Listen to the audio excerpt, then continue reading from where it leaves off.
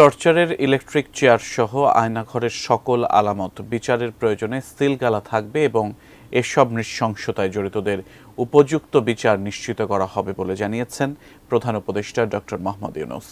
বুধবার প্রথমবারের মতো আয়নাঘর পরিদর্শনে গিয়ে এসব কথা বলেন তিনি। এ সময় তার সঙ্গে থাকা উপদেষ্টা নাহিদ ইসলাম ও আসিফ আহমেদ সজীব ভুঁইয়া সেল দেখে চিনে জানান তাদেরকেও অভ্যুত্থানের সময় আয়নাঘরেই রাখা হয়েছিল। আরো বিস্তারিত জানাচ্ছেন সাজিদা সুইটি।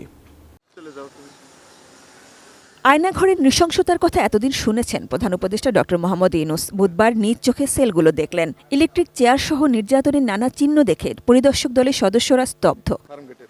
উপদেষ্টা নাহিদ ইসলাম ও আসিফ মাহমুদ সজীব ভুঁইয়া প্রতিরক্ষা গোয়েন্দা মহাপরিদপ্তর ডিজিএফআই এর যৌথ জিজ্ঞাসাবাদ সেলে গিয়ে বুঝতে পারলেন তাদেরকে সেখানেই রাখা হয়েছিল ছাত্র নেতৃত্বাধীন জুলাই অভ্যুত্থানে নেতৃত্ব দেওয়ার অপরাধে। এখানে আনার পর চোখ খুলে দিত, আবার এখান থেকে বের করার সময় চোখ হ্যান্ডকাপ লাগায় তারপর ইন্টারোগেশন রুমে নিয়ে যেত। রাতেও ইন্টারোগেশন করতো। এখানে একজনের বা কোনো অজ্ঞান হয়ে গেলে বা কনসিয়াসনেস না থাকলে এখানে লাইন অফ ইনফরমেশনটা কি তোমাদেরকে কে পয়সা দিচ্ছে কে আন্দোলন কেন করতেছি, আন্দোলন কেন বন্ধ করতেছি না, পলিটিক্যাল মানে বিএনপি তার সাথে যোগাযোগ আছে এবং মারতো কেউ এসে একটু ভালো করে বুঝাইতো, কেউ এসে বলতো আগের জন যে আছে সে কিন্তু আবার আসবে। নিয়ে যাওয়ার সময় চোখ বন্ধ করে নিয়ে এসেছে। আচ্ছা, বাইরে কিছু দেখে নেই, শুধু ভিতরে দেখছি। দেয়াল দেখে আমি চিন্তা করছি এইটা তো দেয়াল ছিল। RICL TMX, যুগের পর যুগ স্থাপনা থাকে মজবুত। বুধবার সকাল থেকে দুপুর পর্যন্ত প্রতিরক্ষা গোয়েন্দা মহাপরিদপ্তর ডিজিএফআই এর যৌথ জিজ্ঞাসাবাদ সেল এবং র্যাব 2 এর CPC 3 এর ভেতরের সেলগুলো এবং র্যাব সদর দপ্তরের টাস্ক ফোর্স ইন্টেলিজেন্স সেন্টার পরিদর্শন করেন তারা। প্রধান উপদেষ্টা ডক্টর মোহাম্মদ ইউনূসের সঙ্গে দেশি বিদেশি গণমাধ্যম ও গুমের ভুক্তভোগীদের কয়েকজন ছিলেন। প্রধান উপদেষ্টা জানান আয়নাঘরকে তার কাছে আইয়ামে জাহেলিয়াতের একটি নমুনা হিসেবে মনে হয়েছে।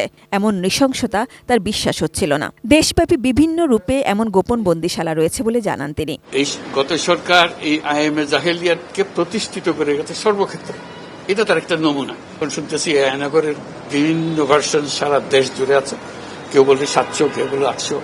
এতে সংখ্যাও নিরূপণ করা যায়নি পর্যন্ত কতটা আছে। আওয়ামী লীগকে এমন নির্যাতনের সুযোগ সবাই মিলেই করে দিয়েছে, তাই এর দায় সবার বলেন তিনি। দায় মুক্তির জন্য এসব ঘটনায় দায়ীদের বিচার নিশ্চিতের আশ্বাসও দেন। যে ডকুমেন্টেশন গুম কমিশনের রিপোর্টের মধ্যে থাকবে এবং এটা অবশ্য পাঠ্য হিসেবে সবাইকে পড়তে হবে এবং তাদের যারা করেছে তাদের বিচার করতে হবে। এভিডেন্সগুলো সিলগালা করে রাখা হবে যাতে করে কেউ বিনষ্ট করতে না পারে, বিচারের কাছে যাতে এটা প্রমাণ হিসেবে ব্যবহার করতে পারে। এর আগে গুম বিষয়ক তদন্ত কমিশনের সদস্যরা ডক্টর ইউনূসকে আয়নাঘর পরিদর্শনের অনুরোধ জানিয়ে বলেছিলেন এতে ভুক্তভোগীরা সাহস পাবে। That's something we have to make sure that it's not repeated in future. No way.